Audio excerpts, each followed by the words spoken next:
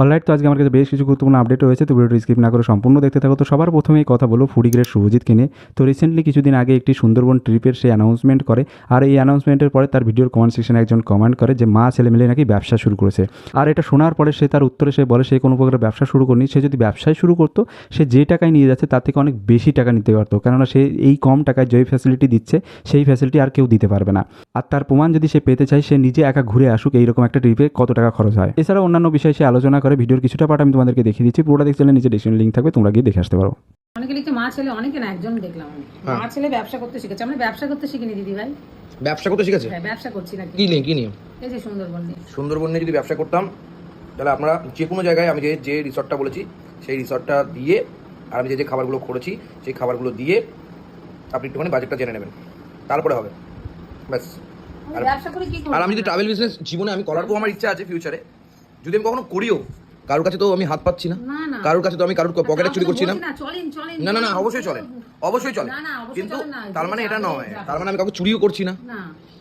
এইটা তো একটা বিজনেস, সবাই করে, কিন্তু আমি পার্সোনালি যে তোমার প্রথমবার আমি জিনিসটা কখনোই এগোবো না, কারণ তোমরা আমাদের ফ্যামিলি তো।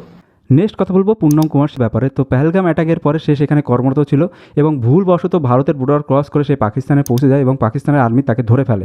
এরপর ভারতের ভয়ে ও চাপে পড়ে তারা তাকে 22 দিন পরে ছেড়ে দেয় এবং সুস্থ স্বাভাবিকভাবে সে ভারতে ফিরে আসে। যাই হোক, এই যাত্রায় পাকিস্তান আবারও বেঁচে গেল, না হলে অবস্থা খুবই খারাপ ছিল। আর ভারত পাকিস্তানের কথা যেহেতু হচ্ছেই, তো রিসেন্টলি কেন্দ্রীয় উপভোক্তা বিষয়ক মন্ত্রী কড়া বার্তা দিয়েছে অ্যামাজন, ফ্লিপকার্ট সহ আরও 4টি সংস্থাকে যে কোনো প্রকারের পাকিস্তানের পতাকা বিক্রি করা যাবে না এবং এই ধরনের অসংবেদনশীলতা বরদাস্ত করা হবে না। তো এই বিষয়ে তোমাদের কি মতামত অবশ্যই নিচে কমেন্ট সেকশনে জানিও।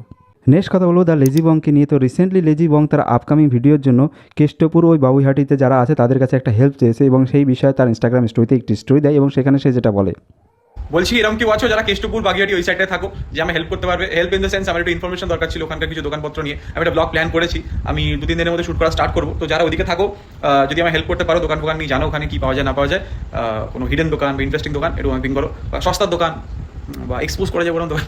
তো আমি তাহলে যদি ব্লগে থাকতে চাও সেটাও থাকতে পারো, যদি না চাও, যদি ক্যামেরা ফ্রেন্ডলি না হও তাহলে হচ্ছে আপনি আমাকে অফ ক্যামেরা গাইড করতে পারবে, সেরকম হলেও হবে। বাট ইয়েস, হেল্পটা দরকার আমাকে। নেক্সট কথা বলবো গৌরব তপাদার ব্যাপারে। তো রিসেন্টলি গৌরব তপাদা একটি অ্যানাউন্সমেন্ট করে। আমরা সবাই এতদিন পেত কথা অডিও শুনে এসেছি, তো রিসেন্টলি সে বলে পেত কথা এখন মুভি হিসাবে আসতে চলেছে।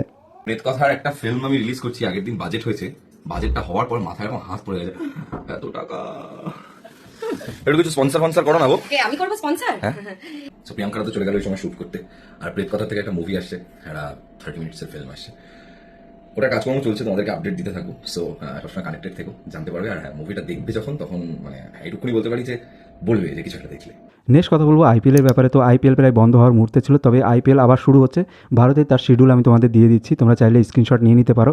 তবে আরেকটি আপডেট আছে, বাংলাদেশের প্লেয়ার এবারকার আইপিএলে চান্স পেয়েছিল না, তবে রিসেন্টলি নতুন একটি নিয়ম এসেছে যার মাধ্যমে বাংলাদেশের প্লেয়ার মুস্তাফিজুর দিল্লিতে চান্স পেয়েছে খেলার জন্য। ভারত পাকিস্তানের যে যুদ্ধ পরিস্থিতিতে শুরু হয়েছিল সেই পরিস্থিতিতে অনেক বিদেশি প্লেয়ারই তার দেশে ফিরে গেছিল, কিন্তু বেশিরভাগ প্লেয়ারই আবার আইপিএল খেলার জন্য ভারতের মাটিতে ফিরে এসেছে। শুধুমাত্র দিল্লির জ্যাক ফ্রেজার এবং চেন্নাই সুপার কিংয়ের জেমি ওভারটন আর ফেরেনি। তো নতুন নিয়ম অনুযায়ী যদি কোনো প্লেয়ার না আসে তার জায়গায় নতুন প্লেয়ার নিতে পারে। যেহেতু দিল্লির একজন প্লেয়ার আর ফিরে আসেনি, সেই জন্য বাংলাদেশি প্লেয়ার মুস্তাফিজুরকে সাইন করলো দিল্লি 6 কোটি টাকা দিয়ে। তো এখনকার পর্যন্ত এইটুকুই, দেখা হচ্ছে নেক্সট ভিডিওতে, ততক্ষণ জন্য থ্যাংক ইউ অ্যান্ড বাই।